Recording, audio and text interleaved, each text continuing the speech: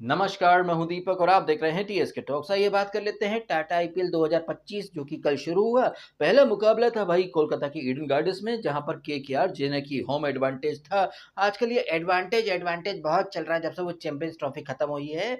तो home advantage होने के बावजूद केकेआर बुरी तरह से केके हार मोड में चली गई है। अब ये उनसे गलती हुई है या जानबूझ करके उन्होंने ऐसा खेला है, क्योंकि केकेआर के जो ओनर है वो है शाहरुख खान, और शाहरुख खान की फिल्म बाजीगर, जिसमें एक डायलॉग था कि कभी कभी कुछ जीतने के लिए कुछ हारना पड़ता है और हार के जीतने वाले को बाजीगर कहते हैं। और अगर आपने देखा होगा तो इस वीडियो का जो थंबनेल है वहां पर भी मैंने लिखा है कि आईपीएल 18 का असली बाजीगर कौन। और जिस तरीके से कल रात के मैच में केकेआर, मतलब जो कि शुरू से काफी अच्छा खेलती है, अचानक से कोलैप्स कर जाती है, वो केकेआर जिसने कि 10 ओवर में एक विकेट खोकर 100 रन बना लिए थे, और वहीं पर दूसरा विकेट गिरा था, टोटल था 107 रन और विकेट गिरे थे सिर्फ 2। अब ये केकेआर जो कि शुरुआती 10 ओवर में ताबड़तोड़ अंदाज में खेल रही थी, अचानक से अगले 10 ओवर में टुक टुक 11 बन जाती है और अगले 10 ओवर में सिर्फ 67 रन बना पाती है और 6 विकेट ये लोग गंवा देते हैं। तो जिस तरह से एकदम से मोमेंटम शिफ्ट हुआ है, मौलाना रिजवान के अंदाज में बोले तो सारा खेल मोमेंटम का विभिन्न कबीले ने मोमेंटम मोमेंटम इधर था, मोमेंटम उधर चला गया, राणे के विकेट के बाद मोमेंटम डाउन हो गया, उसके बाद आरसीबी को मोमेंटम मिल गया। फिल सॉल्ट भाई साहब, जो कि पिछले सीजन में कोलकाता के लिए खेल रहा था, लेकिन कोलकाता वालों ने उसे रिटर्न नहीं करा। तो यहां पर फिल सॉल्ट ने एक स्टेटमेंट दिया कि ठुकरा के मेरा प्यार मेरा इंतकाम देखेगी, और केकेआर के जख्मों में जो सॉल्ट यानी कि नमक रगड़ा है सॉल्ट के असॉल्ट ने, ये तो आपने देखा ही। और उसके बाद विराट कोहली तो वैसे भी चेस मास्टर बोला ही जाता है, और चूंकि जो मोस्ट रीसेंट मैच खेला था इसने विराट कोहली ने चैंपियंस ट्रॉफी का फाइनल, वहां पर वो फ्लॉप हुआ था। तो एक खिलाड़ी जो पिछले मैच में फ्लॉप हो, उसका अगले मैच में चलना लाजमी है। बाकी आगे की जो लाइन है ये तो आपको ऑलरेडी पता है ही सही। तो ना सिर्फ कल के मैच में फिल सॉल्ट चला, विराट कोहली चला, बल्कि कुंफू पांड्या का बड़ा भाई उर्फ कृणाल पांड्या, जो कि पहले एमआई में था, एमआई वालों ने उसे रिटर्न नहीं करा, फिर वो एलएसजी गया, वहां पर भी कोई झंडे नहीं गाड़े। लेकिन कल रात के मैच में तो भाई कृणाल पांड्या आरसीबी का सबसे बेस्ट उम्दा बॉलर बन के निकल के आया है। देखा जाए ना तो जितने लेफ्ट आर्म ऑर्थोडॉक्स स्पिनर होते हैं वो राइट हैंडर के अगेंस्ट आते हैं, क्योंकि एक एंगल बनता है तो राइट हैंडर को खेलने में मुश्किल पड़ती है। बट लेफ्ट आर्म ऑर्थोडॉक्स होने के बावजूद इसने कृणाल पांड्या ने किसको आउट करा? वेंकी अय्यर को, जो कि जो रणजी ट्रॉफी में पिछला मुकाबला खेला था वेंकी अय्यर ने, वहां पर वो सेंचुरी मार के आया था। तो यहाँ पर उसका फ्लॉप होना लाजमी था, तो वो फ्लॉप हो गया। बट उसके साथ साथ रिंकू भी फ्लॉप हो गया। ना सिर्फ रिंकू बल्कि केकेआर की जो स्पाइन बन चुका था Andre Russell, Russell the muscle, Suresh की बॉल पर आउट हो जाता है। कहने का मतलब है कि जो मोमेंटम मिला था केकेआर को कि वो 200 के ऊपर जाएंगे, 220 230, भाई साहब वो तो 170 के आसपास ही लुढ़क जाते हैं। और ये जो ग्राउंड है ईडन गार्डन, जो कि पहले से काफी ज्यादा छोटा हो चुका है, इनफैक्ट कल भी आपने देखा होगा विराट कोहली के, फिल सॉल्ट के या सुनील नारायण के कुछ ऐसे शॉट जो कि मिस टाइम हुए थे, वो भी बाउंड्री के बाहर गिर रहे थे। तो भाई साहब 170 का छोटा स्कोर, उससे भी ज्यादा छोटा ग्राउंड, और ये वही ग्राउंड है मित्रों जिस पर कि पिछले सीजन में केकेआर वाले 224 भी डिफेंड नहीं कर पाए थे। अगर आपको याद हो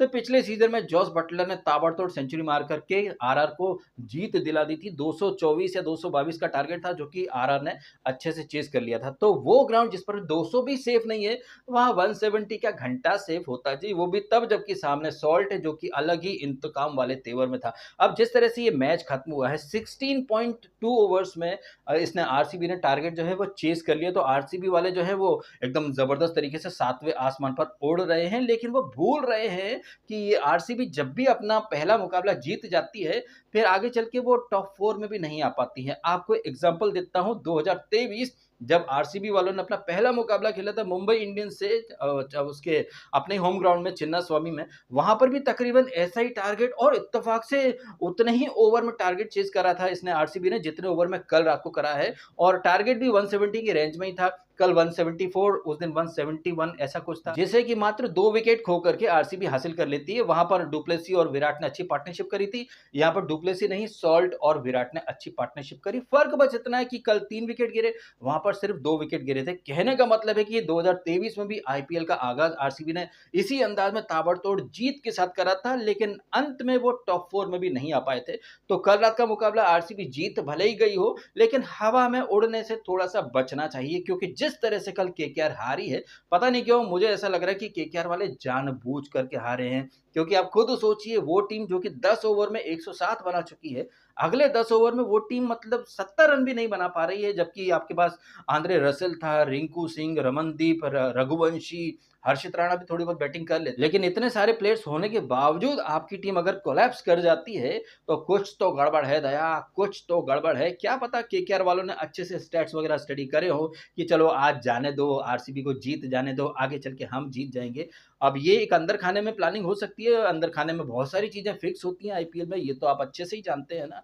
और ये बात मैं इसलिए और कर रहा हूँ, जिस तरह से आरआर ने अपने दो ट्रम्प खिलाड़ी जॉस बटलर और Trent Boult, I don't think कि आरआर वालों का मैनेजमेंट कोई भांग धतूरा खा करके ऑप्शन में आता होगा। जिस तरीके से ट्रेंट बोल्ट को, जॉस बटलर को इन लोगों ने रिटेन नहीं करा, रिलीज कर दिया, और आरआर ने रिटेन किसको करा, वो हेटमायर को, जिसकी बैटिंग आने की कोई गारंटी नहीं होती है। तो ट्रेंट बोल्ट को, जॉस बटलर को इन लोगों ने रिलीज कर दिया। मुंबई इंडियंस में वो आकाश मड़वाल था, वो वहां आरआर में चला गया।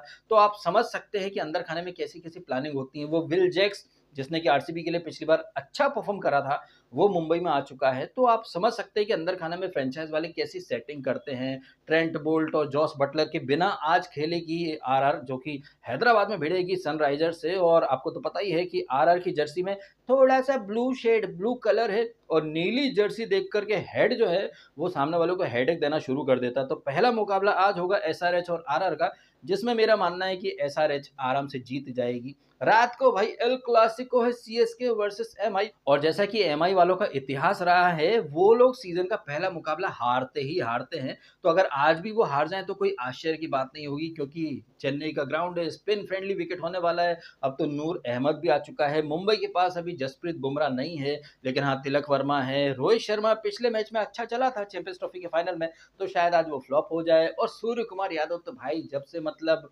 उसने तिलक वर्मा के लिए अपनी बैटिंग ऑर्डर को कुर्बानी दी थी वो साउथ अफ्रीका टूर पर, तब से सूर्य कुमार यादव कुछ खास कर नहीं रहा। खैर आज रात को देखते हैं कि सूर्य कुमार यादव का बल्ला आज चल पाता है या फिर आज फिर टीम की जिम्मेदारी तिलक वर्मा के यंग शोल्डर्स पर आ जाती है।